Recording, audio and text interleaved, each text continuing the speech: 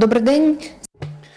Good afternoon, my name is Ola Tamanova and I want to thank everybody who joins us in Ukraine Media Center Ukrinform. Today is day 436 of the full-scale invasion of our homeland by Russian aggressor, and now we will be talking about the situation in Dnipropetrovsk region. Joining us online is Mykola Lukashuk, head of Dnipropetrovsk Regional Council, deputy chair of the Dnipropetrovsk Region Defense Council.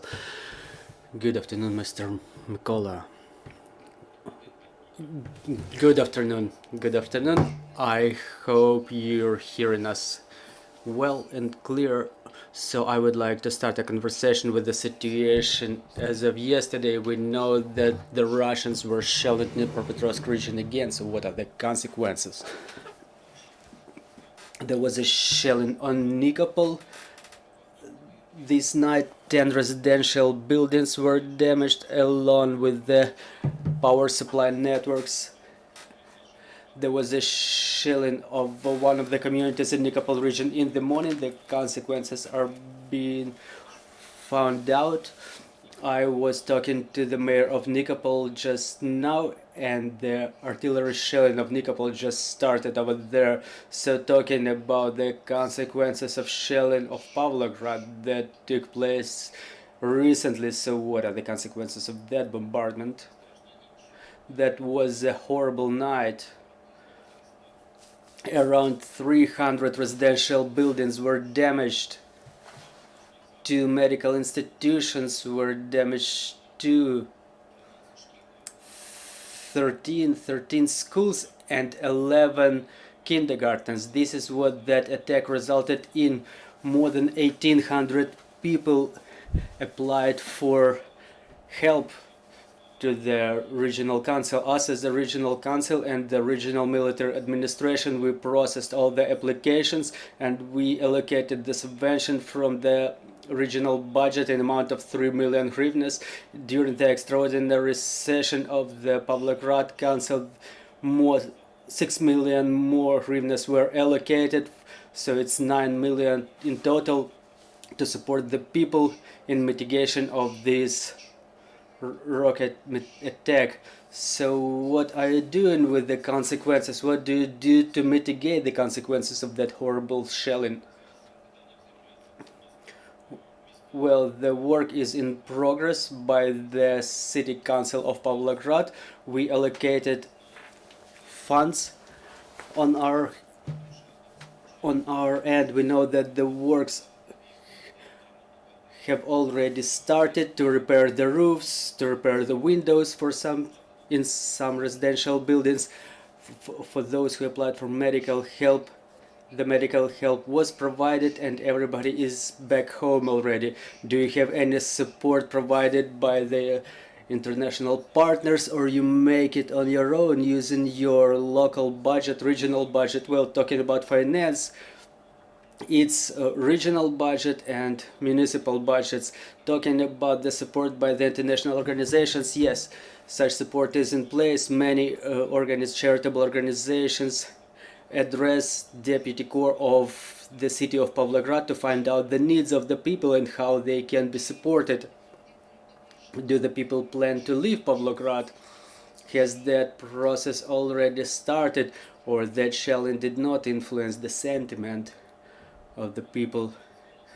Miss Olga, look, it's day 436 of the war. There were attacks on Pavlograd before and no one left Pavlograd. The situation is complicated in the region, however under full control.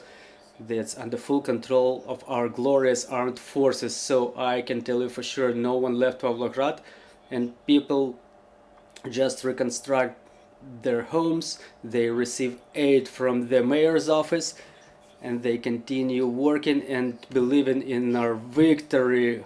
Thank you for this answer. Our people are indomitable. Another question then is regarding the situation with the flooding in the region. We know it influenced the situation in the region, so what about it? Well, the problems with water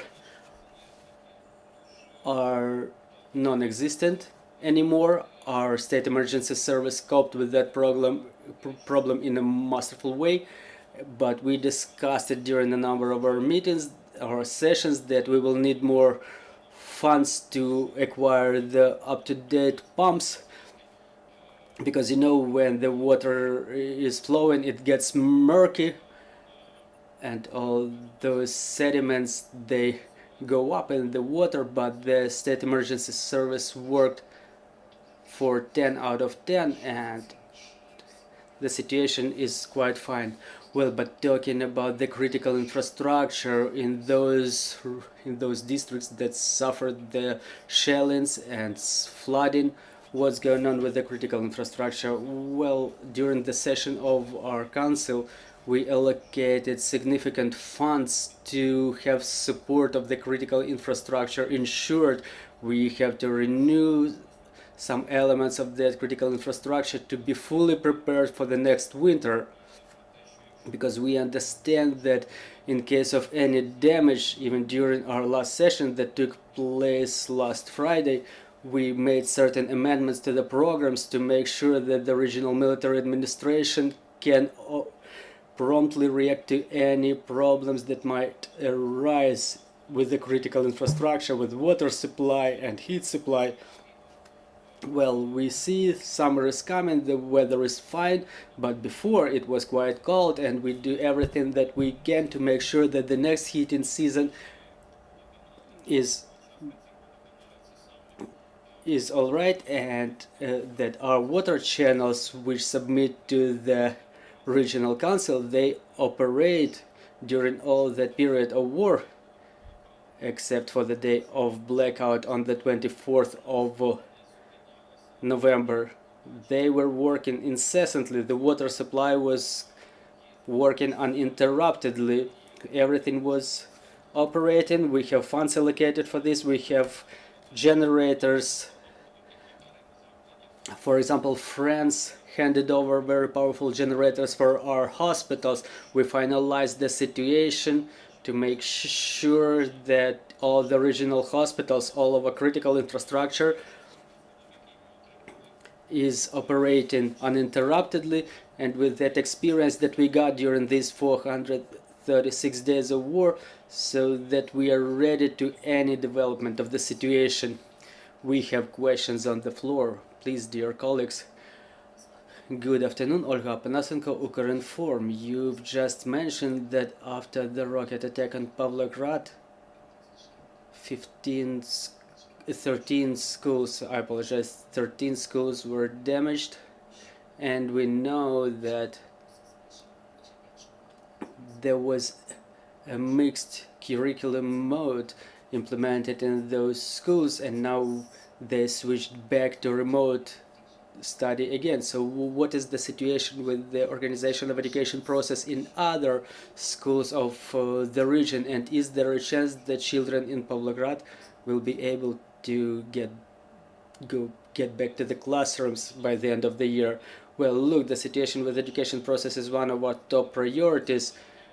We have 392,000 officially registered internally displaced persons, and before the war it was 3.2 million people who reside in the Dnipropetrovsk region. We understand that for every country the following things are important. First of all, security. The security situation is under control in our regions. We understand that there were attacks, but we shut down 8 missiles and 10 drones within the last week, so you can calculate its control to the best extent possible. Yet another thing is the condition of healthcare system. We're focused to have Dnipropetrovsk region as the medical cluster, because people who come from the liberated territories where there were problems with the medical services, for example, the residents of the Kherson region, they all come to Kryvyi Rih for medical help, and people from Zaporizhia region and those parts from Donetsk region which were liberated, they come to Dnipro. So we're working to have our healthcare cluster operating on a broad scale. And yet another thing is children should have the access to education. The Prime Minister said that ask for us to have the to have the classroom education available and renewed all over the region. But in view of the security situation, Nikopol district is a place where we cannot renew the classroom studies, no matter what are the resolutions signed by the military administration. But talking about Pavlograd, it depends on the speed of renewal of the damaged roofs and windows in those schools and kindergartens. Well, it will be happening quite quickly, but let's be honest, those works will not be completed within a day or two. We need some time for that. So I hope that it will be happening quite quickly, but I don't think it will take 1 or 2 days. The works are underway. There is the headquarters for the mitigation of consequences of attack deployed, and the mayor's office works very actively on restoration. Mr. Mikola, we understand the war is going on, but it's getting warm outside. It's May and people are preparing to the vacation and recreation season. Has the regional council adopted any resolutions as to identification of the places for recreation? Are there any restrictions that this population of the region should be aware of?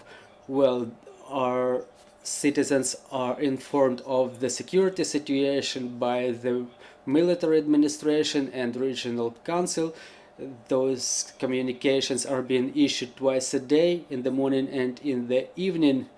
But talking about the security situation, we have to understand, if in case of Nikopol district or Kryvyi Rih district, specifically those communities that are located along the forward edge of the battle area, in Kryvyi Rih region there is, for example, demining going on, and the inhabitants of the villages in that district, they understand where they should not go.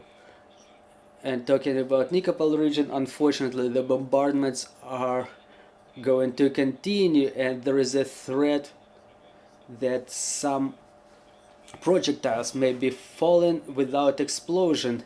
And I understand that pyrotechnic departments of police and state emergency service will have a lot of work to mitigate those consequences. Internal water reservoirs of the region are safe, the situation is under control, our region is quite picturesque, and there are places for recreation during weekends as the weather gets warmer. Thank you very much for this information. Thank you for joining our broadcast. I'm reminding you, joining us was Mykola Lukashuk, the head of Dnipropetrovsk Regional Council. Thank you for being with us today.